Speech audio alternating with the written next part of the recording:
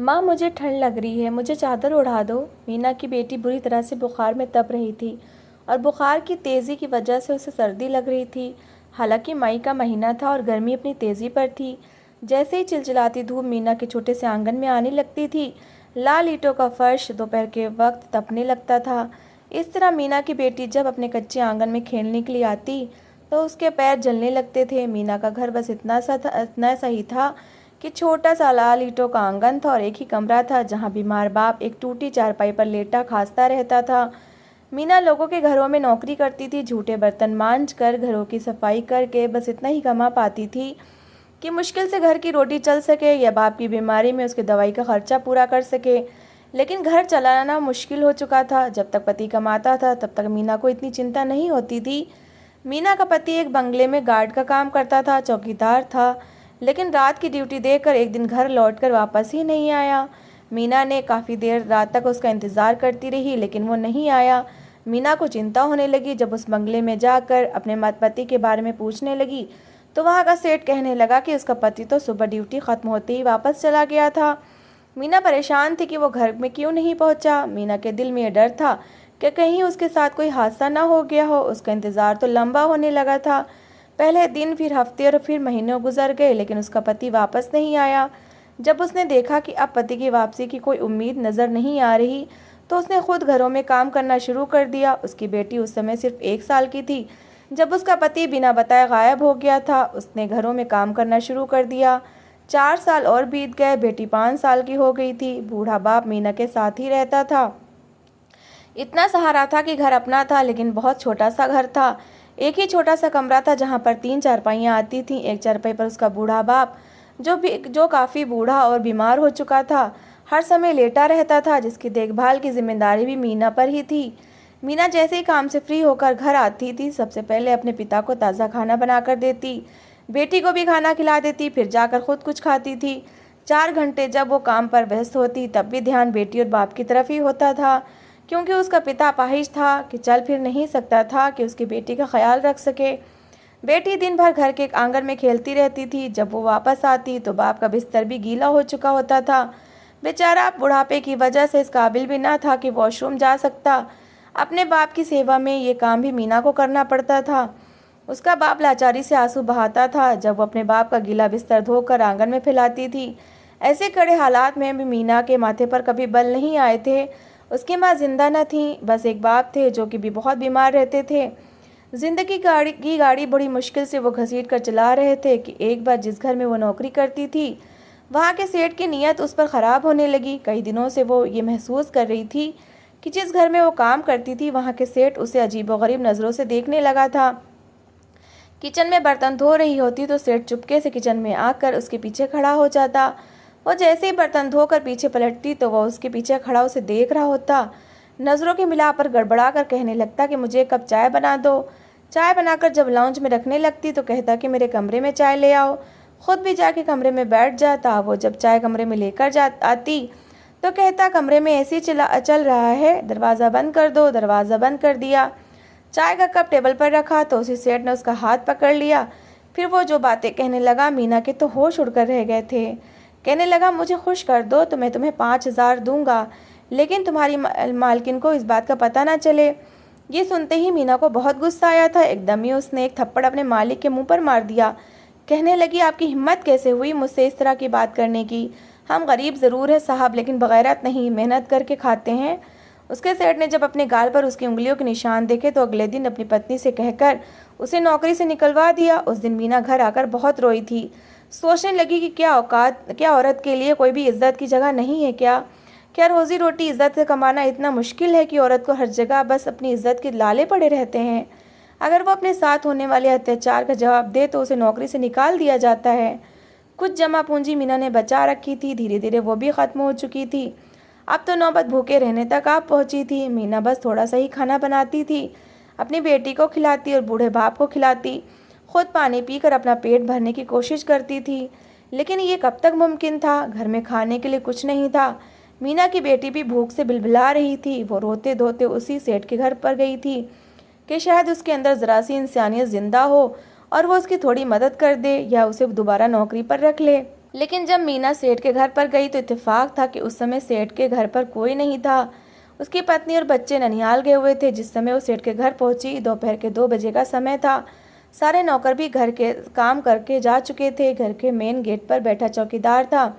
वो चौकीदार मीना को अंदर ले गया। सेठ सोफे पर टांग रखकर बैठा हुआ था। दौलत का घमंड उसके दिमाग पर चढ़ चुका था। रोती बिलखती मीना उसके सामने हाथ जोड़कर घुटनों के बल बैठ गई थी। कहने लगी, भगवान के लिए मेरी बेटी भूखी है, भूख से बिलख रही है, मुझ पर एहसान कर दो, मुझे नौकरी पर रख लो, लेकिन मैं सिर्फ मेहनत से कमाना चाहती हूँ, पाप और गलत काम से नहीं। मेरा बीमार बाप है जिसे अगर एक समय की भी दवा ना मिले तो वो खास कर मर जाएगा। वो सेठ बहुत पत्थर दिल था। उठकर उसके पास है और जेब से कई हजार के नोट निकाले और उस पर फेंक दिए। कहने लगा, ये चाहिए, यही चाहिए ना तुम्हें, तुम्हारी परेशानी का यही हल है। मीना बहुत मजबूर और बेबस थी। उसने वो हजार के नोट पकड़ लिए। कहने लगी, मैं ये उधार समझकर ले जाती हूँ, जल्दी नौकरी ढूंढूंगी, नौकरी करूंगी और आपकी पाई पाई चुका दूंगी।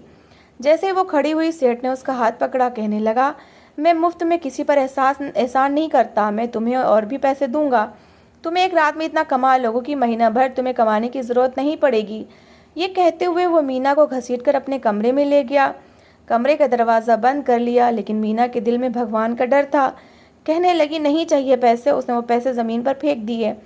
कहने लगी, इज्जत का सौदा नहीं कर सकती, अच्छा है कि मौत को गले लगा लूं। लेकिन जैसे ही वो दरवाजे के पास गई, सेठ ने उसे दरवाज़ा खोलने ही नहीं दिया। कहने लगा, आज नहीं जाने दूंगा, तुम्हें पैसे चाहिए या नहीं चाहिए, लेकिन मैं तुम्हें नहीं छोड़ूंगा। मीना ने सेठ को धक्का दिया और उसके बंगले से बाहर निकल गई। घर आकर देखा तो बेटी को तेज़ बुखार हो रहा था। बेटी बुखार से तप रही थी। धूप में खेल खेल के और भी भूखी रह रहकर उसे बुखार चढ़ गया था। एक तरफ बाप दवा न मिलने की वजह से खांसे जा रहा था, दूसरी तरफ बेटी बुखार में तप रही थी। मीना तो जैसे हिम्मत हार चुकी थी, रोने लगी और कुछ नहीं सूझा तो भगवान के सामने जाकर बैठ गई। कहने लगी, ये भगवान, मैं पाप करना नहीं चाहती और इज्जत की रोटी ये समाज मुझे कमाने नहीं देता। मेरी बहुत कोशिश है कि मैं बिना अपनी इज्जत को गवाए मेहनत और मजदूरी करके अपनी बेटी का और बाप का पेट पाल सकूं, लेकिन सब कुछ तेरे सामने है। अभी प्रार्थना करती रो ही रही थी कि जब बेटी कहने लगी, माँ मुझे ठंड लग रही है, मुझ पर चादर डाल दो। जल्दी से मीना बेटी के पास आई, जो बुखार की तेज़ी की वजह से पूरी थर थर काँप रही थी। जल्दी से मीना ने उस पर चादर डाल दी, लेकिन बेटी हाय हाय किए जा रही थी, पानी मांग रही थी। मीना तो जैसे सूझबूझी खो बैठी हो। वो अपनी बेटी से बहुत प्यार करती थी। कमरे से बाहर भाग कर गई, अपनी बेटी को पानी पिलाया। बेटी पेट पकड़कर बार बार कहने लगी, माँ बासी रोटी के टुकड़े ही खाने को दे दो, भूख लग रही है। दूसरी चारपाई पर बाप लेटा हुआ लाचारी से अपनी बेटी को देख रहा था। आंखों के किनारों से आंसू बहकर उसका तकिया भी गीला कर गए थे। चुप था, देख रहा था कि उसकी बेटी जवानी में ही कितनी बड़े बड़े दुख सह रही है। पति ना जाने कहाँ गायब हो चुका था, जिंदा भी था कि नहीं उसे कुछ पता न था। दूसरी तरफ बीमार बाप, जो खिलाती भी थी और संभालती भी थी। एक बच्ची थी जिसे देखकर उसके चेहरे पर कुछ मुस्कुराहट आ जाती थी, और बच्ची की बुखार ने तो जैसे बेटी को भी बेजान सा कर दिया था। घर में बासी रोटी के टुकड़े भी न थे जिसे भिगोकर वो अपनी बेटी का पेट भर सकती, इसलिए आंसू बहाए जा रही थी। जब उसे कुछ नहीं सूझी तो पड़ोसियों के दरवाजे खटखटाने लगी। कई लोगों ने दरवाज़ा खोला। रोती हुई मीना को देखा तो घर में बची बासी रोटी उसे पकड़ा दी। वो जल्दी से घर आई, सूखी रोटी को पानी में भिगोया, आधी रोटी अपनी बेटी को पेट में डाली, जो कुछ पेट भरने पर दोबारा से सो गई थी। आधी रोटी अपने बाप को बिठाकर खिलाई। बाप आंसू बहाते हुए वो रोटी खा रहा था। आखिरी निवाला बचा तो बाप ने कांपते हाथों से वो निवाला लेकर रोती हुई बेटी के मुंह में डाला था। बेशक बीमार था, लेकिन अपनी प्यारी बेटी को ऐसे तड़पते और परेशान होते देखकर बहुत परेशान था। कपकपाती आवाज़ से कहने लगा, काश कि भगवान मुझे इतनी हिम्मत दे दे कि मैं तुम दोनों को पाल सकूं। मीना, मुझसे तुम्हारे आंसू नहीं देखे जाते। एक बाप के लिए बड़ी कड़ी परीक्षा होती है कि अपनी औलाद की आंखों में आंसू देखे। मैं इतना बेबस हूँ कि तुम पर बोझ बन बैठा हूँ। काश कि भगवान मुझे मौत ही दे दे। ये कहना था कि मीना ने बाप के मुंह पर हाथ रखा। कहने लगी, पिताजी ये ना कहो, तुम हो तो मैं इज्जत से बैठी हूँ। बेशक बीमार हो, जैसे भी हो, मगर जिंदा तो हो। मोहल्ले में किसी की हिम्मत नहीं कि मुझ पर बुरी नज़र डाल सके, क्योंकि वो जानते हैं कि मेरा बाप जिंदा है। भगवान के लिए ऐसे बातें मुँह से ना निकालो। मीना को अपने बाप का बड़ा ही सहारा था। उसने घर में ही एक काढ़ा बनाकर बेटी को पिलाया था कि शायद बुखार की तेज़ी कुछ कम हो जाए, लेकिन रात तक तो बुखार की वजह से मीना की बेटी झटके खाने लगी थी। ये देखकर तो मीना की जान निकलने लगी थी। अब तो उसका बाप भी परेशान हो गया था। बड़ी मुश्किल से चारपाई पर उठकर बैठा था। मीना तो जैसे बौखला कर रह गई थी।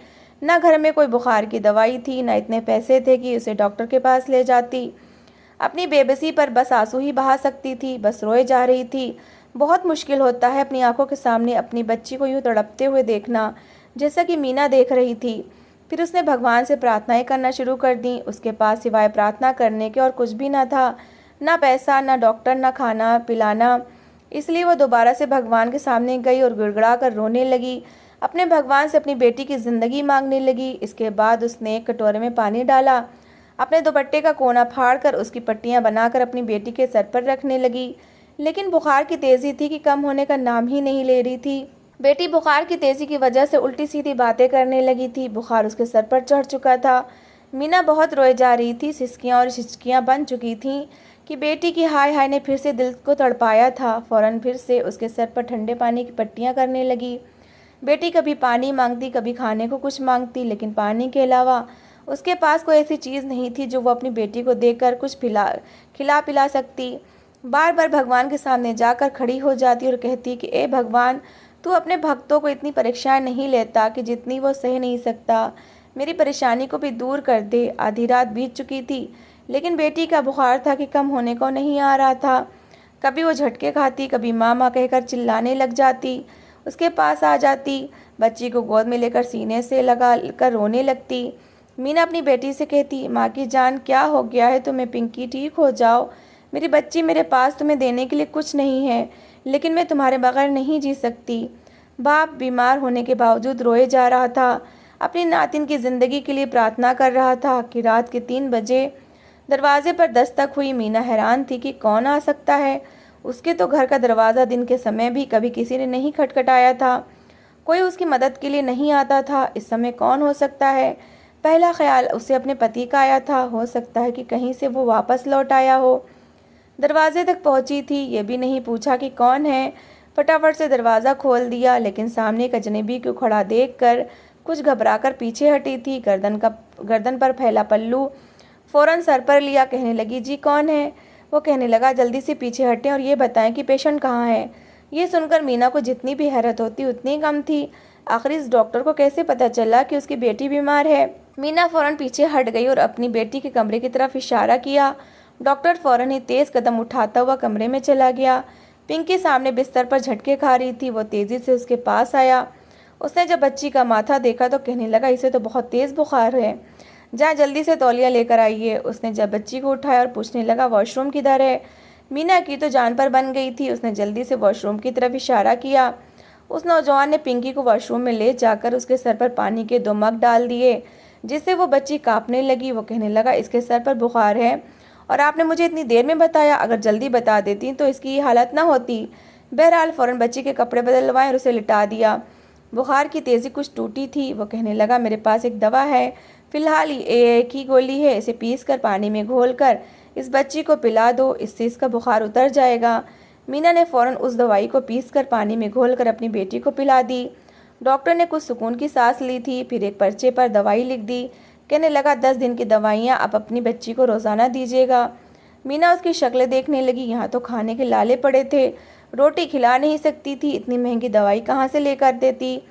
वो डॉक्टर खड़ा हो गया। कहने लगा, आपने समय रहते मुझे बुला लिया, वरना सुबह तक तो शायद बहुत देर हो चुकी होती। ये कहने के बाद उसने अपनी घड़ी देखी। कहने लगा, अच्छा मेरी फ़ीस दीजिए, मैं जाऊँ यहाँ से।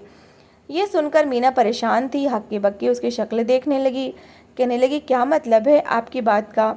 मेरे पास तो कोई पैसे नहीं है। डॉक्टर ने गुस्से से उसे देखा। कहने लगा, क्या कहा आपने? अरे पैसे नहीं थे तो मुझे बुलाया क्यों था? आपको पता है मैं घर पर आने की फ़ीस 3 गुना ज़्यादा लेता हूँ। मैं कोई आम डॉक्टर नहीं हूँ। मैं अपनी नींद ख़राब करके इसलिए नहीं आया कि यहाँ पर आप मुझे अपनी गरीबी के रोने सुनाना शुरू कर दें।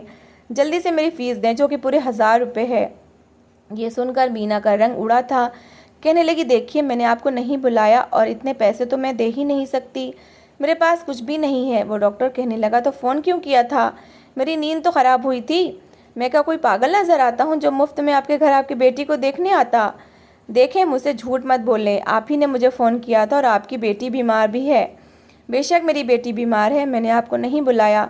मेरे पास तो इतने पैसे हैं ही नहीं और ना ही मेरे पास फ़ोन है। वो कहने लगा, अच्छा क्या ये गली नंबर 3 नहीं है? वो कहने लगी, ये गली नंबर 3 ही है। वो कहने लगा, तो क्या ये मकान नंबर 122 नहीं है? मीना ने नहीं में सिर हिलाया और कहने लगी, नहीं ये मकान नंबर 122 नहीं 123 है। डॉक्टर कहने लगा, ओह आई एम सॉरी, मैं शायद जल्दबाजी में गलत घर पर आ गया। वो डॉक्टर माफ़ी मांगते हुए उनके पड़ोस में चला गया। मीना ने जब बेटी के सर पर हाथ रखा तो उसका बुखार वक्ती तौर पर टूट चुका था। अब वो गहरी नींद में सो रही थी, हाय हाय भी नहीं कर रही थी, लेकिन ये बस कुछ देर का सुकून था। सुबह तक उसे अगर दवा ना मिली तो वो फिर से बुखार में तपने लगेगी। 1 घंटे बाद फिर से दरवाजे पर दस्तक हुई। दरवाज़ा खोला तो वही डॉक्टर था। इस बार उसका स्वर काफ़ी धीमा था। कहने लगा, क्या मैं अंदर आकर बैठकर आपसे बात कर सकता हूँ? मीना ने दरवाज़ा खोल दिया। वो उसी कमरे में आ गया जहाँ पर उसका बाप और बेटी मौजूद थे। वो कहने लगा कि आपको शायद हैरत होगी, क्योंकि मैं तो इस समय जितना भी हैरान हूँ उतना ही कम है। मीना कहने लगी, क्या मतलब, मैं समझी नहीं। वो कहने लगा, बराबर में तो कोई बीमार ही नहीं है और किसी ने मेरे नंबर पर फ़ोन भी नहीं किया। फिर उसने अपना फ़ोन खोला। कहने लगा कि मेरे फ़ोन पर किसी का सिर्फ अननोन नंबर लिखा हुआ आ रहा है। कोई भी नंबर शो नहीं हो रहा और मेरे लिए मेरी ज़िंदगी का हैरान करने वाला हादसा है। बिना किसी नंबर के मुझे एक औरत का फ़ोन आया था जो कह रही थी कि मेरी बच्ची बहुत बीमार है, भगवान के लिए इस वक्त मेरे घर आ जाएं। और फिर वो औरत मुझे अपना पता बताने लगी और ये भी कि आपके कितने पैसे होंगे मैं आपको दे दूंगी। मैं सोचने लगा कि मैं नींद से जागता हूँ, पहले ये सोचता हूँ कि मैं क्यों जाऊँ, मुझे अपनी नींद पूरी करनी चाहिए क्योंकि मेरे पास पैसों की कोई कमी नहीं है। मैं एक दिन में हज़ारों कमा लेता हूँ। लेकिन वो कहने लगा कि फिर मुझे नींद नहीं आई और मैं बेचैनी से महसूस करता रहा। बार बार उस औरत की रोती हुई आवाज़ मुझे बेचैन करती है और मैं उठकर गाड़ी में बैठकर इस पते पर पहुंच जाता हूं। जब आपका दरवाज़ा खटखटाता हूं तो यहाँ पर सच में ही एक बच्ची बीमार थी, लेकिन आपके पास देने के लिए फ़ीस नहीं होती। मैं नहीं जानता कि कैसे अपने घर से उठकर यहाँ तक पहुँच गया और आते हुए मैं एक ऐसी मेडिसिन ज़रूर लेकर आया जो कि बुखार को वक्ती तौर पर तोड़ सके। हालांकि फ़ोन पर मुझे ये नहीं बताया गया था कि बच्ची को बहुत तेज़ बुखार है। ये सुनकर मीना ने आसमान की तरफ देखा था और टिप टिप आंसू बहाने लगी, जो कि शुक्र के आंसू थे। मीना ने सारी बात उस डॉक्टर को बता दी, जिसे सुनकर वो हैरान था। कहने लगा, इसका मतलब है आपका मामला ऊपर आसमान से चला है और जो कुछ हुआ है वो भगवान की आज्ञा और उसकी मर्जी थी। उसने वो पर्ची पकड़ी। कहने लगा कि ये मुझे दे दें, मैं अभी थोड़ी देर बाद आता हूँ। मीना परेशान थी कि डॉक्टर पर्ची क्यों लेकर गया। पर्ची होती तो वो किसी की मिन्नतें करके बच्ची की दवाई ले आती। तकरीबन 2 घंटे बाद वो डॉक्टर वापस आया। फिर दरवाजे पर दस्तक हुई। मीना ने दरवाज़ा खोला तो राशन का छोटा सा बोरा था जो वो अंदर घसीट कर ला रहा था। कहने लगा, बहन इसमें घर के इस्तेमाल की हर चीज़ मौजूद है। फ़िलहाल मेरे घर में जो था मैं उठा कर ले आया, लेकिन कुछ दिन बाद मैं ख़रीदारी करके बाकायदा आपको महीने भर का राशन डाल दिया करूँगा। इसके साथ ही उसे एक और पॉलीथीन पकड़ाई और कहने लगा, इसमें बच्ची की दवाई मौजूद है और पूरे 10 दिन का कोर्स है, इसे बिना नागे के दीजिएगा। फिर वापस बाहर गया और अपनी गाड़ी से फल और दूध के डिब्बे लाया और कहने लगा, बच्ची को अच्छी खुराक की बहुत ज़रूरत है।